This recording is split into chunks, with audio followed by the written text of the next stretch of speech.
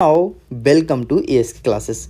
Dear students, finally आपके सामने कक्षा 12वीं के पॉलिटिकल साइंस का 100% एकदम रियल क्वेश्चन पेपर लेकर के आ चुका हूं। अगर आप इस क्वेश्चन पेपर में दिए हुए सभी क्वेश्चंस को अच्छे से प्रिपेयर करते हो तो डेफिनेटली 80 में से 80 मार्क्स गेन करने वाले हो।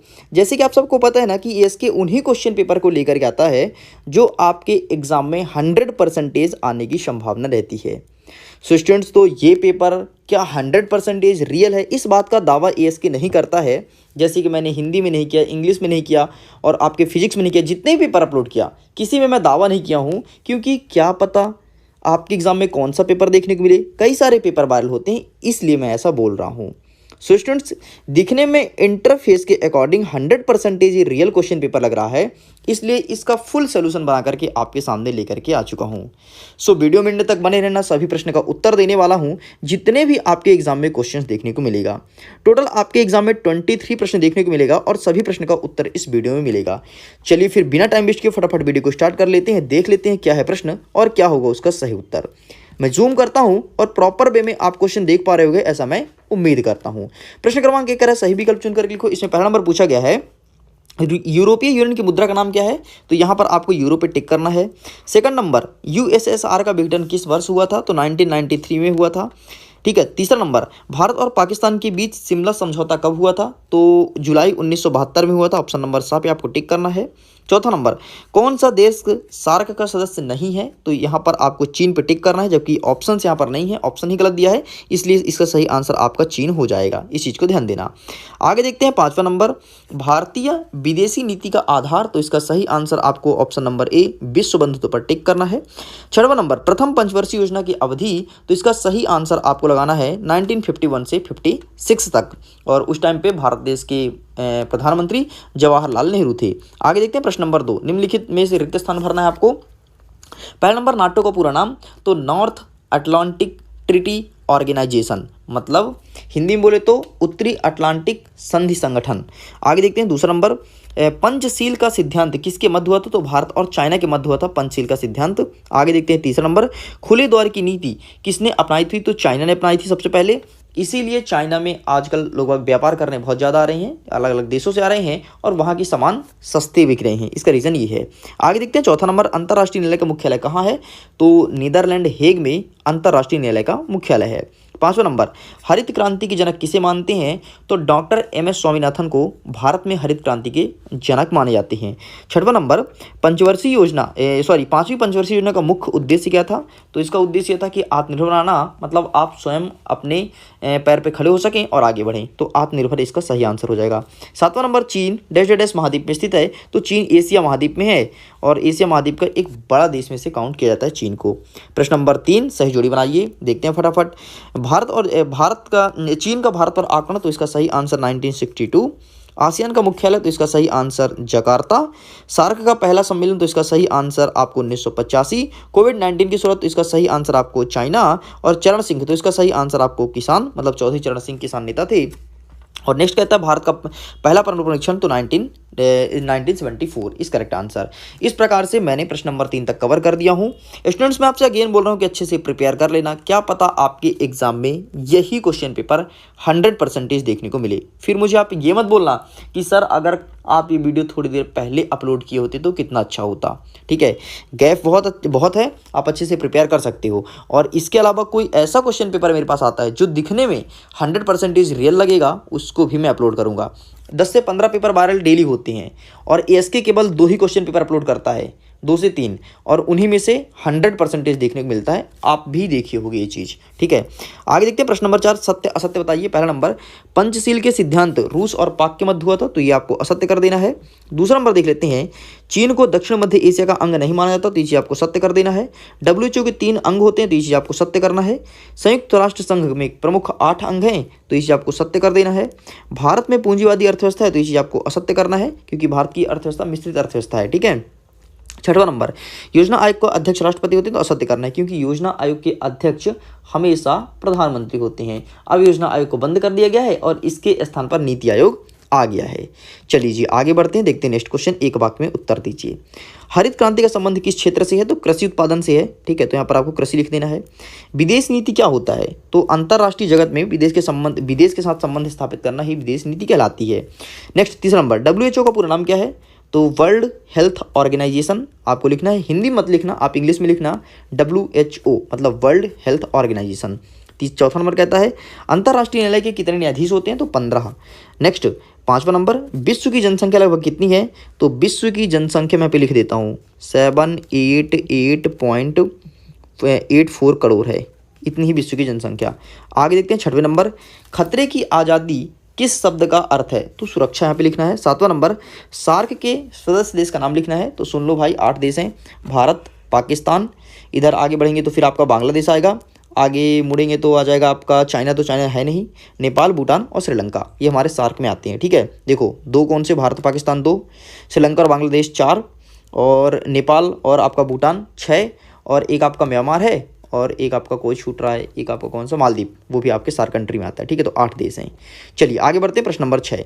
छठवां नंबर कहता है सोवियत संघ के विघटन का क्या कारण था? एंड इसके हम पूछा गया कि आतंकवाद क्या है। तो इन सभी प्रश्न का उत्तर दिखाने वाला हूँ। सबसे पहले आप क्वेश्चन पेपर को देख लो।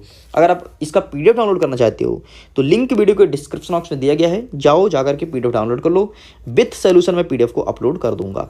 7वां नंबर देख लो, पंचशील सिद्धांत के बारे में पूछा गया है। एंड इसके कहता है खतरनाक दशक किसे कहते हैं? 8वां नंबर देख लो, सार्क संगठन में कौन कौन से देश शामिल है? एंड इसके कहता है ताशकंद समझौता क्या है। आगे बढ़ते हैं, कुछ क्वेश्चन और कवर कर लेते हैं, फिर साथ में देखेंगे इसका फुल सॉल्यूशन। 9वां नंबर देख लो, हरित क्रांति क्या थी? एंड इसके में पूछा गया है कि निःशस्त्रीकरण क्या है। 10वां नंबर कहता है नियोजन का अर्थ एवं परिभाषा लिखना है। एंड इसके में पूछा गया है कि नीति आयोग क्या है, समझाइए। तो आइए देख लेते हैं स्टूडेंट्स, प्रश्न क्रमांक 6 से लेकर के 10 तक का सही उत्तर क्या हो जाएगा। ये देखिए, ये रहा आपके सामने नेक्स्ट क्वेश्चन का आंसर, ठीक है। प्रश्न जो क्या पूछा गया था, ये देखिए, ये रहा ये, ठीक। तो आप इसका स्क्रीनशॉट ले लो। चलिए आगे चलते हैं, नेक्स्ट क्वेश्चन देख लेते हैं, आतंकवाद संबंधित, ये रहा इसका आंसर, तो प्लीज आप इसका भी स्क्रीनशॉट ले लीजिए, ठीक है। जो नेक्स्ट क्वेश्चन पूछा गया था वो देख लीजिए, निःशस्त्रीकरण, तो ये रहा answer, please take a screenshot, ठीक है। बाकी इसका PDF में दे दूंगा, तो टेंशन क्या, इसके साथ साथ आपके कई सारे क्वेश्चंस और कवर हो जाएंगे, ठीक है। इतना कुछ फायदा मिलने वाला है। खतरनाक दशक के बारे में पूछा गया, तो ये रहा इसका भी आंसर, इसका भी स्क्रीनशॉट ले लो भाई साहब। आगे देख लेते हैं, सार्क में कौन कौन से देश शामिल हैं, यहाँ पर ये भी लिखा है। इसके अलावा आपका जो प्रश्न पूछा गया था उसका भी आंसर यहाँ पर अवेलेबल है, ठीक है। आगे देख लेते हैं ताशकंद समझौता संबंधित, ये रहा इसका आंसर, तो इसका भी स्क्रीनशॉट लो।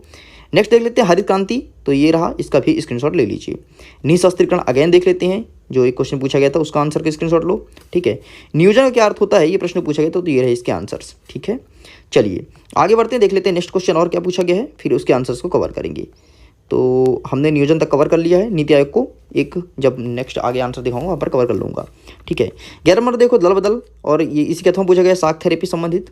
आगे देखेंगे दूसरी दुनिया से आप क्या समझते हैं, क्या मतलब होता है दूसरी दुनिया का, ठीक है। क्या दूसरा ग्रह है, दूसरा प्लेनेट है, इसके बारे में लिखना है। इसके पूछा गया है कि न्यास परिषद के प्रमुख कार्य बताइए।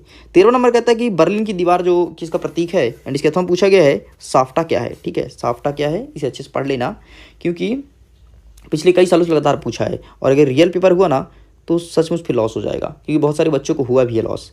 पढ़ के जाते नहीं, फिर बोलते हैं सर आपने अपलोड तो किया था लेकिन मैंने ध्यान नहीं दिया, मुझे लगा फेक होगा ना, फिर उनका मुंह लटक जाता है भांटे के जैसे, ठीक है। इसलिए बोलता है यार फ़ायदा उठा लो ना, उठाओ फ़ायदा यार, सब उठा रहे हैं तुम भी उठाओ। आगे देखते हैं सोवियत संघ की प्रमुख विशेषता। एंड इसके हम पूछा गया है कि वैश्विक तापवृद्धि क्या है। 15वां नंबर कहता है कि मानव अधिकार दिवस कब मनाया जाता है। एंड इसी के हम कहता है कि आसियान संगठन के सदस्य देश कौन से नाम लिखना है। आगे देखते हैं 16वां नंबर, सोवियत संघ के विघटन के लिए उत्तरदायी 4 कारण है। एंड इसके हम पूछा गया शाक थेरेपी के 4 परिणाम। तो चलिए देख लेते हैं शाक थेरेपी तक का सही उत्तर क्या हो जाएगा, नीति आयोग से स्टार्ट करते हुए। तो निःशस्त्रीकरण तो आपने सब देख लिया था, ये रहा नीति आयोग। तो भैया नीति आयोग का फोटो खींच लो बढ़िया, ठीक है। ये रहा आंसर पूरा, आप इसका स्क्रीनशॉट ले लो। बाकी मैं तो ये कहता हूँ PDF डाउनलोड कर लो, लिंक डिस्क्रिप्शन बॉक्स में दिया गया है, ठीक है। दल बदल संबंधी जो प्रश्न पूछा गया, तो ये रहा आंसर, इसका भी स्क्रीनशॉट ले लो, ठीक है।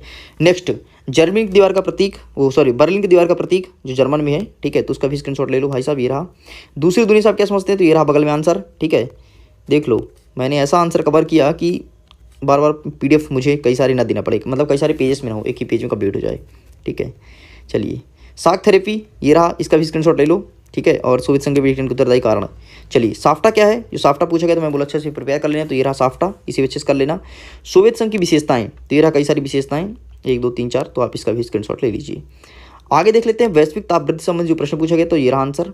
नेक्स्ट, मानव अधिकार दिवस को मनाया जाता है, इनको भी कवर कर लेते हैं। चलिए आगे बढ़ के, ठीक है। मैं देख लेता हूँ आगे और कितने सारे क्वेश्चंस बचे हैं। देखिए ये रहा आपके सामने भाई साहब, खुले द्वार की नीति, आसियान के कार्य एवं भूमिका, तो इसे भी कवर करेंगे हम, खुले द्वार और आसियान। ठीक है, आगे देख लेते हैं विश्व बंधुत्व एंड इसके थम पूछा गया है कि ऑपरेशन फ्लड से क्या आशय है। 19वां नंबर कहता है कि यूएनओ का उद्देश्य क्या है, एंड इसके थम पूछा गया है कि भारतीय विदेशी नीति के 3 उद्देश्य बताइए। यहीं पर 20वां नंबर श्रीलंका और भारत के मतभेद का कारण पूछा गया है, 4 नंबर का प्रश्न है, एंड इसके थम पूछा गया है कि यूएनओ की सुरक्षा परिषद के कार्य बताना है। यहीं पर 21वां नंबर कहता है कि भारत की विदेश नीति का आधार बताना है, एंड इसके थम पूछा गया कि निःशस्त्रीकरण की असफलता के कारण। एंड यहाँ पर देख लो 22वां नंबर यहाँ पर क्वेश्चन लिखा गया है, 23वां नंबर। ठीक है, मैं इन सभी का आंसर दिखा देता हूँ, क्वेश्चन पढ़ने से कोई मतलब नहीं है, क्योंकि आपको चाहिए फुल सोल्यूशन इसका, ताकि आप एग्जाम में बेहतर तरीके से लिख पाओ। तो इसका संपूर्ण उत्तर आपको दिखा देता हूँ, ताकि आप भी टेंशन फ्री रहो और बढ़िया बेहतर मन लगा कर पढ़ाई करो। बाकी अगर कोई भी क्वेश्चन पेपर आता है तो मैं तुरंत वीडियो शूट करके और आपके सामने प्रेजेंट जरूर करूँगा। ठीक है, तो इसका स्क्रीनशॉट ले लो आप, मैं उम्मीद करता हूँ ले लिए होगे। इसका भी स्क्रीनशॉट ले लो, वैश्विक ताप वृद्धि का, मानव अधिकार दिवस कब मनाया था, इसका भी स्क्रीनशॉट ले लो। आसियान संगठन के देश कौन कौन से, इसका भी स्क्रीनशॉट ले लो। ठीक है, शाक थेरेपी के 4 परिणाम, ठीक, तो यहाँ तक स्क्रीनशॉट ले लो। चलिए अब नया जो कुछ अभी मैं क्वेश्चंस कवर किया था वहाँ से देख लो, खुले द्वार की नीति, तो आप इन सभी का स्क्रीनशॉट ले लीजिए। एंड फटाफट ना इस वीडियो को अपने दोस्तों के साथ भी शेयर कर दो यार, नहीं करते हो गलत बात है।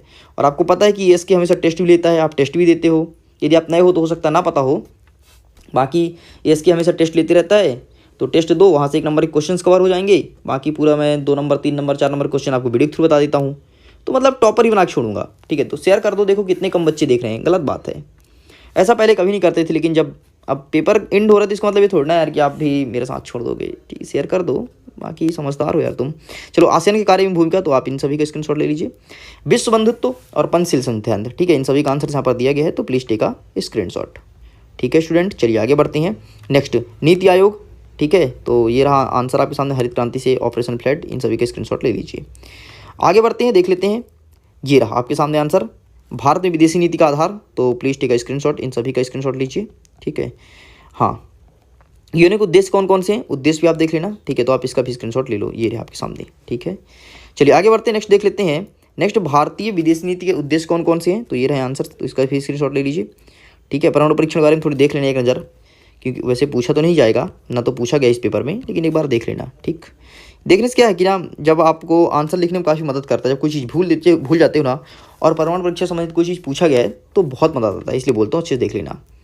ठीक, मतभेद का क्या कारण था भारत और श्रीलंका का, तो ये रहा इसका आंसर, इसका भी स्क्रीनशॉट ले लो भाई साहब। पहला नंबर क्या है, समुद्री सीमा निर्धारण समस्या, और बाकी वेरियस प्रकार के ऑप्शंस हैं, इन सबको वैसे मैं समझाया हूँ अच्छे से। अगर आप मोस्ट आईएमपी क्वेश्चंस का वीडियो देखे होगे तो वहाँ पर सभी क्वेश्चंस आपको मिल जाएंगे। ठीक है, ये देख लो, संयुक्त राष्ट्र संघ की सुरक्षा परिषद कार्य किस प्रकार करती है, आप इसका भी फोटो खींचिए। चलिए जी आगे बढ़ते हैं, भारत की विदेश नीति का आधार क्या है, तो आप इसका भी स्क्रीनशॉट ले लीजिए। ठीक है, ये रहे, प्लीज टेक अ स्क्रीनशॉट। चलिए संयुक्त राष्ट्र के उद्देश्य कौन कौन से, ये कुछ उद्देश्य भी यहाँ पर लिखे हैं, तो आप इसका फोटो खींच सकते हैं, बाकी रिपीटेड है, मैं ऊपर दिखा चुका हूँ इस चीज़ को। निःशस्त्रीकरण की असफलता कारण, तो आप इसका भी स्क्रीनशॉट ले लीजिए भैया। चलिए आगे बढ़ते हैं, देख लेते हैं कुछ और क्वेश्चंस जो हमारे छूट गए थे, वो यहाँ पर कवर होने वाले हैं, तो आप इसका भी स्क्रीनशॉट ले लो। ठीक है, ताशकंद समझौता वाला। चलिए आगे बढ़ते हैं, नेक्स्ट देख लेते हैं, भारत की परमाणु नीति को समझाना है, तो आप इसका भी स्क्रीनशॉट ले लीजिए। आगे बढ़ते हैं, नेक्स्ट क्वेश्चन देख लेते हैं। नेक्स्ट यहाँ से कौन सा पूछा गया था, भारत नेपाल के संबंध पर प्रकाश डालना है, तो आप इसका भी स्क्रीनशॉट ले लो। ठीक है, आगे देख लेते हैं, भारत पाक के संबंध, कश्मीर समस्या, तो आप इसका भी स्क्रीनशॉट ले लो। इस प्रकार से सेशंस पूरे कंप्लीट हो गए। मैं उम्मीद करता हूँ वीडियो पसंद आया होगा। अगर वीडियो पसंद आए तो प्लीज़ वीडियो को लाइक कीजिए, अपने दोस्तों के साथ शेयर कीजिए, और ऐसे क्लासेस में पहली बार चैनल को सब्सक्राइब जरूर करना। बाकी कोई भी क्वेश्चन पेपर मेरे पास अगेन आता है, जो दिखने मुझे रियल लगेगा उसी में अपलोड करूँगा। बाकी फेक पेपर मुझे अपलोड करने से कोई मतलब नहीं है, ना तो आपको कोई फायदा है। ओके स्टूडेंट्स, मैं वीडियो एंड करता हूँ, आपके एग्जाम के लिए ऑल द बेस्ट।